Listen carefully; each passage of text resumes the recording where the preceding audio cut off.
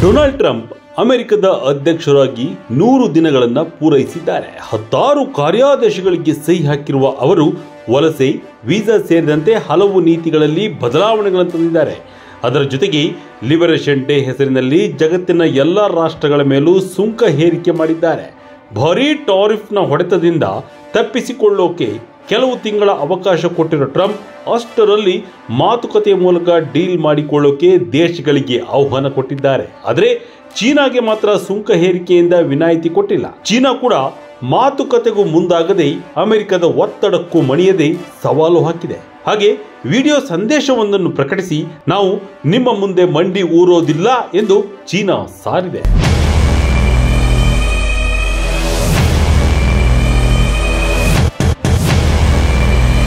Trump 2ನೇ ಅವಧಿಯಲ್ಲಿ ಆಗಲೇ 100 ದಿನಗಳ ಆಡಳಿತವನ್ನು ಪೂರೈಸಿದ್ದಾರೆ. ದಿನದಿಂದ ದಿನಕ್ಕೂ ಚೀನಾದ ಜೊತೆಗಿನ ವ್ಯಾಪಾರ ಸಮರವು ಹೆಚ್ಚಾಗುತ್ತಲೇ ಇದೆ. ಚೀನಾದಿಂದ ಅಮೆರಿಕಕ್ಕೆ ಬರುವ ವಸ್ತುಗಳ ಮೇಲೆ $145% ಹೆಚ್ಚುವರಿ ಸುಂಕವನ್ನು ಟ್ರಂಪ್ ಆಡಳಿತವು ಹೇರಿಕೆ ಮಾಡಿದೆ.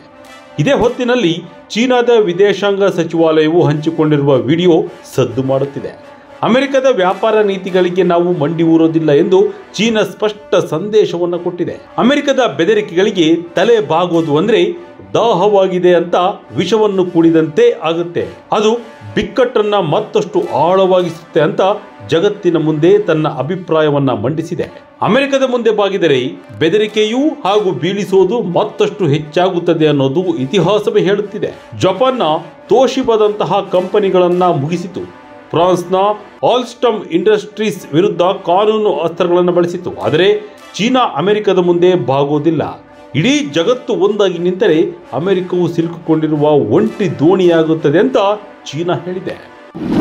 ಚೀನಾದಲ್ಲಿ ಶುರುವಾಗಿದೆ ಸುಂಕದ ಎಫೆಕ್ಟ್. ಉದ್ಯೋಗ ಕಡಿತ, ಉತ್ಪಾದನೆಯಲ್ಲಿ ಇಳಿಕೆ. ಜುಲೈವರೆಗೂ ಜಗತ್ತಿನ ಯಾವುದೇ ರಾಷ್ಟ್ರಗಳಿಂದ ಅಮೆರಿಕಕ್ಕೆ ರಫ್ತಾಗುವ ವಸ್ತುಗಳ ಮೇಲೆ %10 ಸುಂಕ ಹಾಕಲಾಗಿದೆ. ಇದೇ ವೇಳೆ ಚೀನಾದಿಂದ ಆಮದು ಮಾಡಿಕೊಳ್ಳುವ ವಸ್ತುಗಳಿಗೆ ಅಮೆರಿಕ 145% ಟಾರಿಫ್ ಹಾಕ್ತಿದೆ. ಅದರ ಜೊತೆ ಹೊಸ ಸುಂಕಗಳನ್ನು ಘೋಷಣೆ ಮಾಡುತ್ತಿರೋದ್ರಿಂದ ಚೀನಾದ ಕೆಲವು ವಸ್ತುಗಳ ಮೇಲೆ $245 ಬೀಳುತ್ತಿದೆ. ಇನ್ನು ಚೀನಾ ಅಮೆರಿಕದ ವಸ್ತುಗಳ ಮೇಲೆ 125% ಸುಂಕ ಫಿಕ್ಸ್ ಮಾಡಿದ್ದು ಕೊನೆವರೆಗೂ ಹೋರಾಟ ಮುಂದುವರಿಸುವುದಾಗಿ ಘೋಷಣೆ ಮಾಡಿದೆ. ಆದರೆ ಅಮೆರಿಕ ತಜ್ಞರ ಪ್ರಕಾರ ಸುಂಕದ ಸಮರವು ಮುಂದುವರಿದರೆ ಚೀನಾದಲ್ಲಿ ಸುಮಾರು 1 ಕೋಟಿ ಉದ್ಯೋಗಗಳು ಕಡಿತ ಆಗಲಿವೆ. ಇದಕ್ಕೆ ಸಾಕ್ಷಿಯಂತೆ ಚೀನಾದ ಹಲವು ಫ್ಯಾಕ್ಟರಿಗಳಲ್ಲಿ ಉತ್ಪಾದನೆ ಹಾಗೂ ಪೂರೈಕೆಯ ಚಟುವಟಿಕೆಗಳು 16 ತಿಂಗಳ ಕನಿಷ್ಠ ಮಟ್ಟಕ್ಕೆ ಕುಸಿದಿದೆ. ಚೀನಾದಿಂದ ಅತಿ ಹೆಚ್ಚು ವಸ್ತುಗಳನ್ನು ಆಮದು ಮಾಡಿಕೊಳ್ತಿದ್ದ ಅಮೆರಿಕ ಈಗ ಸುಂಕದಿಂದ ಡಿಮ್ಯಾಂಡ್ ಕಡಿತಗೊಳಿಸಿದೆ. ಬೇರೆ ದೇಶಗಳ ಖರೀದಿದಾರರನ್ನು ಹುಡುಕೋಕೆ ಚೀನಾ ಫ್ಯಾಕ್ಟರಿ ಮಾಲೀಕರು ಹೆಣಗಾಡುತ್ತಿದ್ದಾರೆ. ಇದೇ ವೇಳೆ ಬಹಳಷ್ಟು ವಸ್ತುಗಳಿಗೆ ಚೀನಾದೊಳಗೆ ಬೇಡಿಕೆ ಇಲ್ಲದ ಕಾರಣದಿಂದಾಗಿ ಉತ್ಪಾದನೆಯನ್ನ ಫ್ಯಾಕ್ಟರಿಗಳು ಕಡಿಮೆ ಮಾಡಿವೆ. ಆದರೆ ಜಗತ್ತಿನ 2ನೇ ಅತಿ ದೊಡ್ಡ ಆರ್ಥಿಕತೆಯಾಗಿರುವ ಚೀನಾ ಅಮೆರಿಕದ ಸುಂಕದ ಬೆದರಿಕೆಯನ್ನು ತಡೆಯುವ ಶಕ್ತಿ ಇರುವುದಾಗಿ ಹೇಳಿಕೊಳ್ತಿದೆ. ಚೀನಾದ ಖರೀದಿ ನಿರ್ವಹಣೆಯ ಸೂಚ್ಯಂಕವು 50ಕ್ಕಿಂತ ಕಡಿಮೆಯಾಗಿದೆ ಹಾಗೂ ಆರ್ಥಿಕತೆಯ ಮೇಲೂ ಪರಿಣಾಮ ಬೀರೋಕೆ ಶುರು ಮಾಡಿದೆ. ಏಪ್ರಿಲ್ನಲ್ಲಿ ಫ್ಯಾಕ್ಟರಿಗಳ ಚಟುವಟಿಕೆಗಳು ತೀವ್ರ ಇಳಿಕೆ ದಾಖಲಿಸಿವೆ. ಹೊರದೇಶಗಳಿಗೆ ರಫ್ತು ಬೇಡಿಕೆಯಲ್ಲೂ ಕುಸಿತ ಕಂಡಿದೆ. ಈ ಎಲ್ಲ ಕಾರಣಗಳಿಂದಾಗಿ 2025ರಲ್ಲಿ ಚೀನಾದ ಆರ್ಥಿಕ ವೃದ್ಧಿ ದರವು %5ಕ್ಕಿಂತಲೂ ಕಡಿಮೆಯಾಗಲಿದೆ ಎಂದು ವಿಶ್ವದ ಹಣಕಾಸು ಸಂಸ್ಥೆಗಳು ಅಂದಾಜಿಸಿವೆ. ಅಮೆರಿಕದಿಂದ ಚೀನಾ ಆಮದು ಮಾಡಿಕೊಳ್ಳುವುದಕ್ಕಿಂತಲೂ 5 ಪಟ್ಟು ಹೆಚ್ಚಿನ ವಸ್ತುಗಳನ್ನು ಅಮೆರಿಕವು ಚೀನಾದಿಂದ ಆಮದು ಮಾಡಿಕೊಳ್ಳುತ್ತಿದೆ.